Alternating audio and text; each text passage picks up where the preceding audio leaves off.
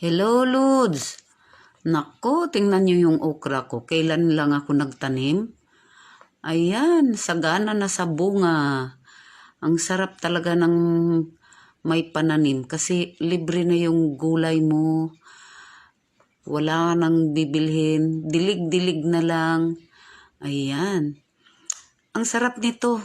Papatong mo lang siya sa kanin o kaya minsan hindi ako kumakain ng kanin. Yan lang ang kinakain ko. Medyo pakuluan ko lang. Tapos, yan, pwede na. Sausaw mo na lang sa kalamansi. May kunting tuyo. Ayun, ang sarap. Ayun, ang daming bunga.